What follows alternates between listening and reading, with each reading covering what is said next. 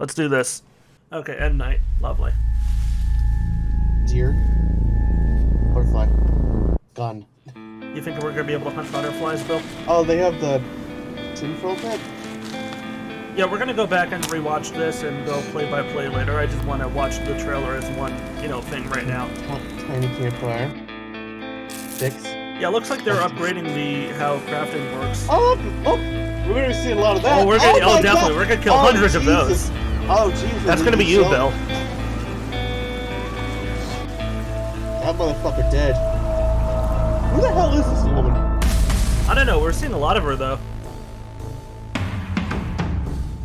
Oh, God. Yeah, they don't look too friendly.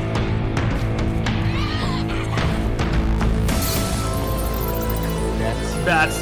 Your number one enemy, Bill. Bats. Well, they have shark cave sharks? Yep.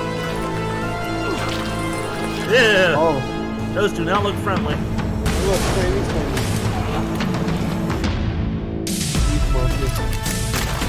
Oh, Jesus. Oh, tasty. A shocking experience, I tell you. Look, they have a head. Ew. I love how disgusting that looks and feels. That sounds. All of it.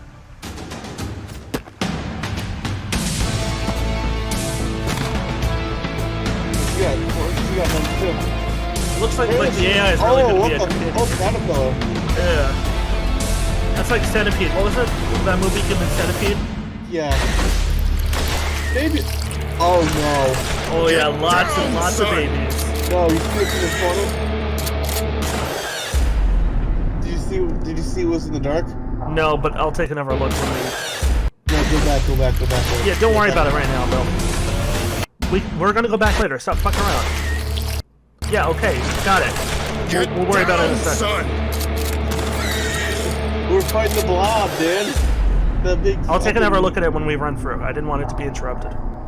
So May 20th, cool. Okay, so first thing I'm noticing is we're seeing a lot more detail than before. I mean, look at the leaves on those trees. Those look really, really good. Yeah, a lot of shading. Yeah. My computer isn't going to like that. Your computer probably isn't going to be able to run it at more than 28 frames a second. My laptop will run it just fine, because I got my laptop with a NVIDIA 3070 RTX card. Something that most people aren't able to get a hold of because bots are buying up all the cards. But yeah, I'm going to run it just fine. But look at I just love the detail. I mean, the first one looked beautiful for a game that came out, in 2014, I think, at first? I mean, we started playing it 2015, and that was, or 2016 maybe. But it looked good even back then. Yeah. But this is definitely next level stuff. Deer. Butterfly, that's all we got to say there.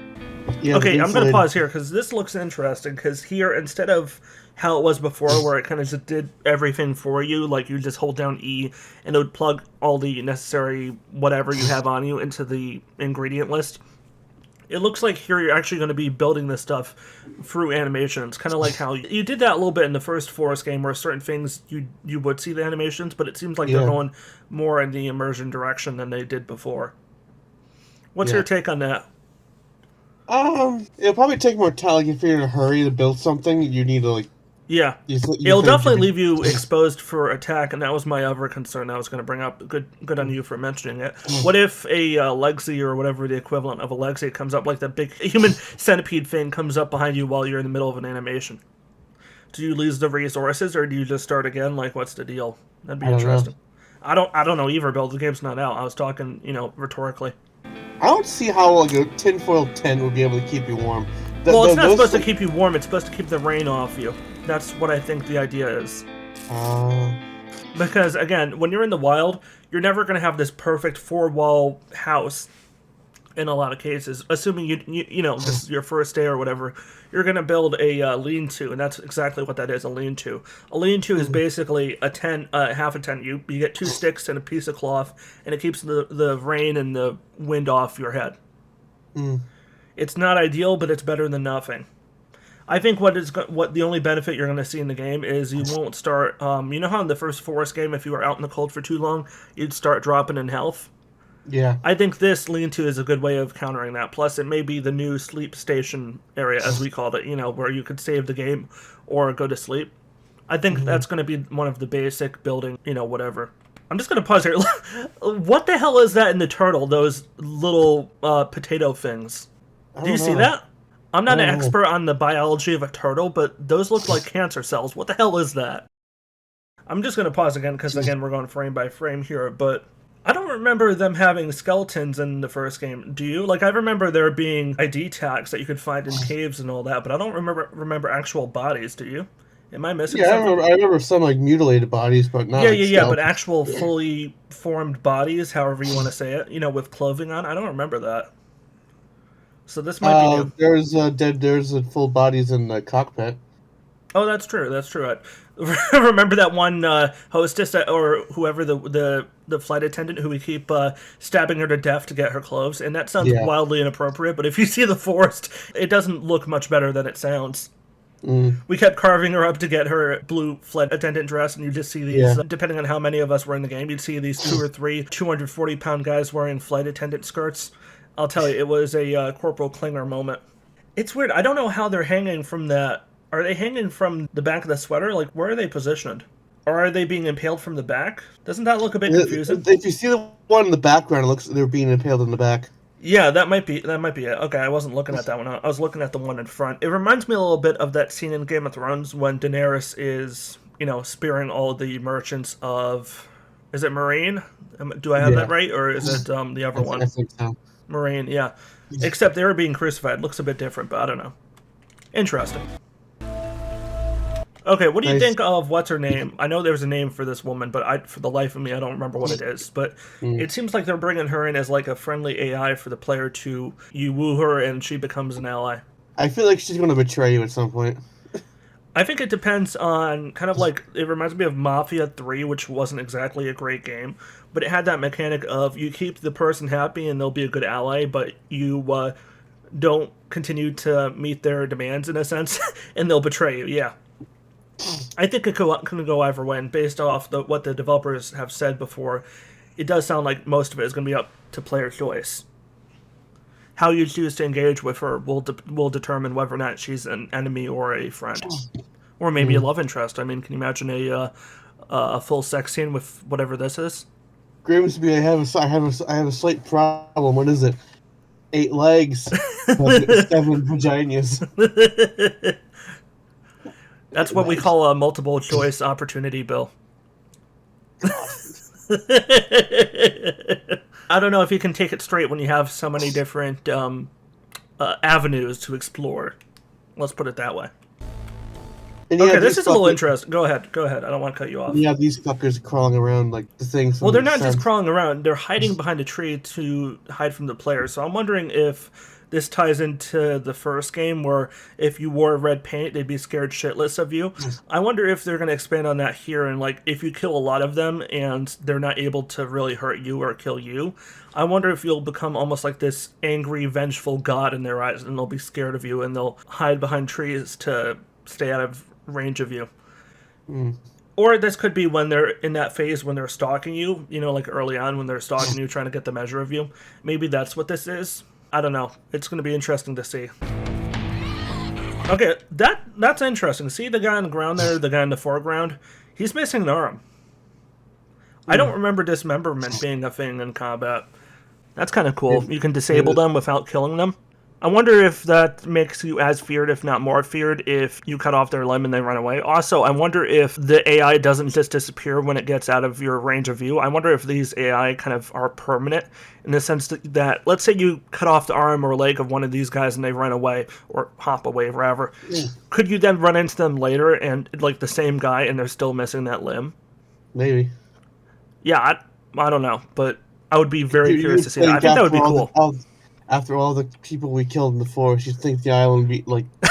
We won't. No, Bill. We won't kill any of them. We'll simply turn them into a bunch of disabled veterans of war. Cutting up all their arms. We've committed so many war crimes in the forest. There's a reason it's an abandoned island. No one will complain. No one's around to YouTube it. No one's around to stream us committing these war crimes. Oh, look, caves are more your fun. nemesis, bats. Your nemesis, sharks. Honestly, I've not really had much of a problem with sharks. I just blow them up. If you blow up a shark, it can't bite you, Bill. Did you know that? Hey, do you know a dead shark can't kill you? Exactly. Open wide. And then you have the cave cannibals that look more like the creatures from the Descent. Okay, Yeah, that is freaky. I don't want to see that whether in broad daylight or in a cave, but much less in a cave. Yeah, I don't know what that is. Like It teeth. looks like it wants to. It looks like a rib cage. Honestly, it looks like an extended rib cage because look at the way the bones are shaped. They're straight, but they kind of curve at the end in a way that's very reminiscent of rib cages. It looks like something on Stranger Things if Stranger Things was NC-17 instead of PG. And you have the Okay, this one I'm almost positive we haven't seen before. Either No. and I'm not talking about in the first one. I mean just in the previous trailer. I don't remember this mutant being around. It looks like they're adding way more mutants in this one than the first game had. I think the first game only had 5 or 6 mutants. You had the Lexi, you had the Armsy, you had the babies, you had the cow, you had the final boss, whatever her name is, Amanda.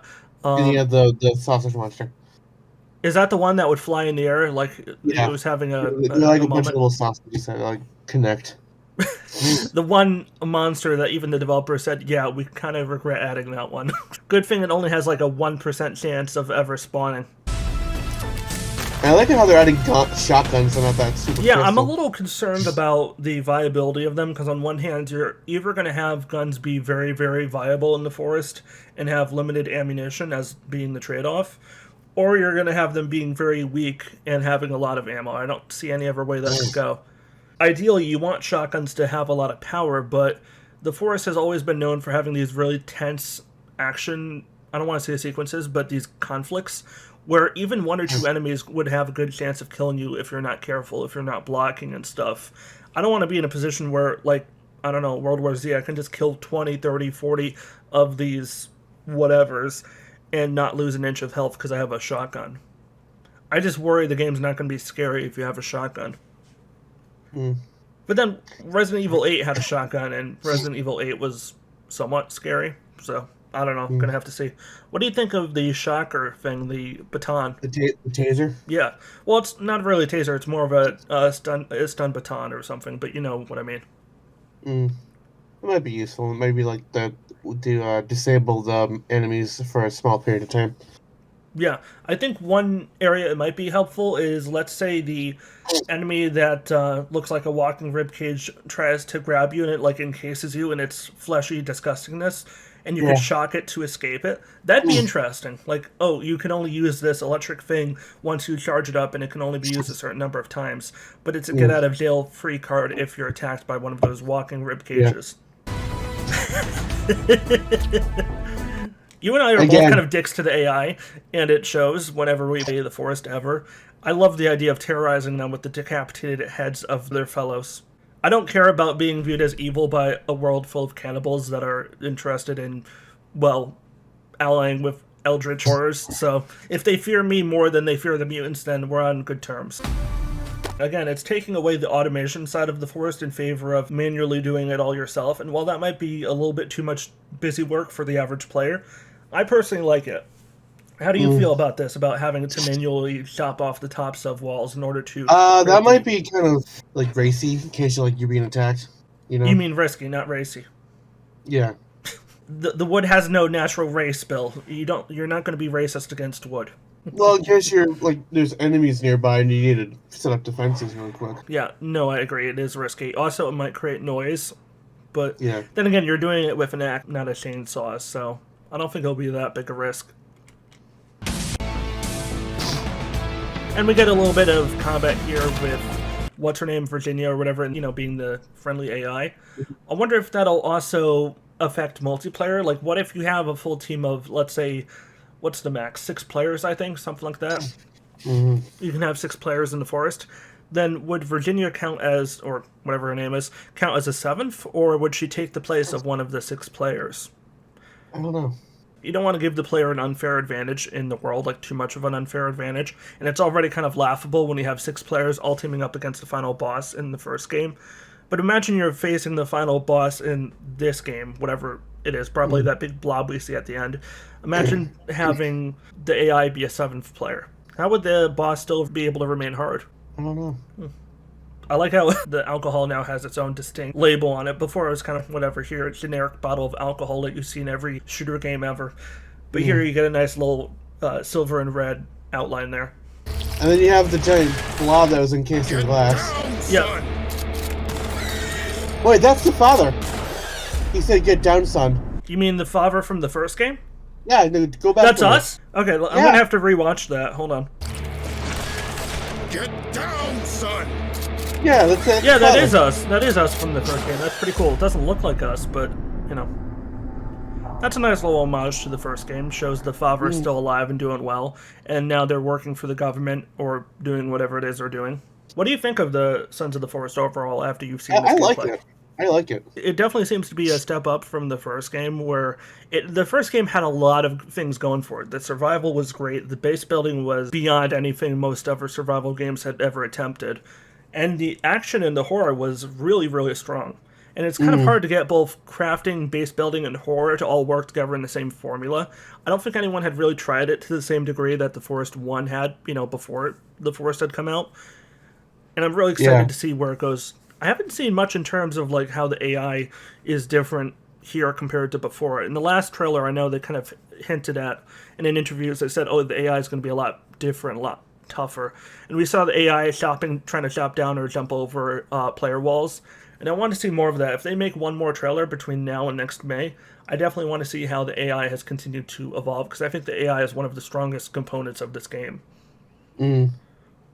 But yeah, we're gonna have to wait and see. So I think it was May 20th or something 20th. like that. Yeah, Yeah. it was May 20th, 2022. So we got a little bit of a wait ahead of us, but I don't know. I'm ready for it. I think we had already said it's probably going to come out April or May, so it coming out in May isn't really a huge surprise. On a scale of 1 to 10, how scary would you say that was? I'd say about an 8. Better than I'd hoped.